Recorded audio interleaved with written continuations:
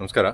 ನೋಡ್ತಿದ್ದೀರಲ್ಲ, ಇದು 5ನೇ ದಿನದ ಹೈಡ್ರೋಪೋನಿಕ್ ಮೇವು ಯಾವ ರೀತಿ ಬೆಳೆದಿದೆ ಅಂತ ನಿಮಗೆ ಇಲ್ಲಿ ಕಾಣ್ತಾ ಇದೆ. ನೋಡ್ತಿದ್ದೀರಲ್ಲ ಎಷ್ಟು ಚೆನ್ನಾಗಿ ಕರೆಕ್ಟಾಗಿ ಬಂದಿದೆ ಅಂತ. ಈ ಟ್ರೇ ಸೈಜ್ ಬಂದ್ಬಿಟ್ಟು 2 ಅಡಿಗೆ 1.5 ಅಡಿ. ನೋಡಿ, ನಾವು ಬೀಜಗಳನ್ನು ಸೆಲೆಕ್ಟ್ ಮಾಡಿದ್ರೆ ಈ ರೀತಿ ರೂಟ್ ಫಾರ್ಮೇಷನ್ ಆಗುತ್ತೆ. ಒಳ್ಳೆ ಬೀಜಗಳನ್ನು ನಾವು ಹಾಕಿ ಮಾಡಿದಾಗ. ಸೊ ಇದಕ್ಕೆಲ್ಲ ನೋಡಿ, ಇದಕ್ಕೆ 1.5 kg ಜೋಳವನ್ನು ಒಂದು ಟ್ರೇಗೆ ಹಾಕಿದ್ದೀವಿ. ಇದು ನಮಗೆ ಒಳ್ಳೆ ಈಲ್ಡ್ ಬಂದಿದ್ದೇ ಆದರೆ ಒಂದು 8ರಿಂದ 10 kgವರೆಗೂ ಬರುತ್ತೆ 1.5 kg ಜೋಳಕ್ಕೆ.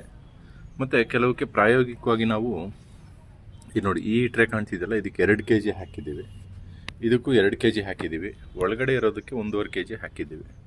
ನೋಡಿ ಎಷ್ಟು ಯೂನಿಫಾರ್ಮಿಟಿಯಾಗಿ ಬೆಳೆದಿದೆ ಅಂತ ಹೇಳ್ಬಿಟ್ಟು ನೀವು ನೋಡಬೇಕು. ಎಲ್ಲೂ ಕೂಡ ಗ್ಯಾಪ್ಗಳು ಬರೋಲ್ಲ ಈ ಮಿಸ್ಟ್ ಫಾಗರ್ಗಳನ್ನ ಬಳಸೋದ್ರಿಂದ. ನೋಡಿ, ನಿಮಗೆ ರೂಟ್ ಫಾರ್ಮೇಷನ್ ತೋರಿಸ್ತೀನಿ. ನೋಡಿ ಎಷ್ಟು ಚೆನ್ನಾಗಿ ಬಂದಿದೆ ಅಂತ. ಗೊತ್ತಾಯ್ತಲ್ಲ, ನೋಡಿ ಈ ರೀತಿ ರೂಟ್ ಫಾರ್ಮೇಷನ್ ಬರುತ್ತೆ. ಇದು 5ನೇ ದಿನದ್ದು. 5ನೇ ದಿನಕ್ಕೆ ಇಷ್ಟು ಬೆಳವಣಿಗೆ ನಮಗೆ ಆಗುತ್ತೆ.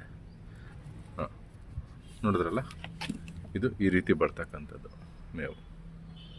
ಇದು ಹೈಡ್ರೋಪೋನಿಕ್ ಮೇವು. ಸೊ ಯಾರಿಗೇ ಆಗಲಿ ಹೈಡ್ರೋಪೋನಿಕ್ ಮೇವು ಅದ್ರ ಬಗ್ಗೆ ಮಾಹಿತಿಗಳು ಮತ್ತು ಹೈಡ್ರೋಪೋನಿಕ್ ಮೇವಿನ ಬಗ್ಗೆ ಬೇಕಾಗ್ತಕ್ಕಂಥ ಮೆಟೀರಿಯಲ್ಗಳು ಬೇಕಾದರೆ ನಮಗೆ ಫೋನ್ ಮಾಡಿ.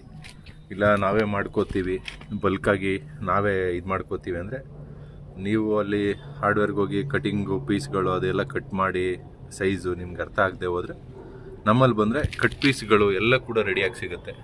ಟ್ರೇಗಳು ಸಮೇತ ಇರ್ಬೋದು, ಎಲ್ಲವೂ ರೆಡಿಯಾಗಿ ಸಿಗುತ್ತೆ. ನಿಮ್ಗೆ ಏನೇ ಐಟಮ್ ಬೇಕಾದ್ರೂ ನೀವೇ ತೊಗೊಂಡೋಗಿ ನೀವೇ ಮಾಡ್ಕೊಬೋದು. ಅದಕ್ಕೆ ನೀವೇನು ಹಾರ್ಡ್ವೇರಲ್ಲಿ ಏನು ಕೊಡ್ತೀರಾ ಅದೇ ಅಮೌಂಟ್ ಖರ್ಚಾಗುತ್ತೆ.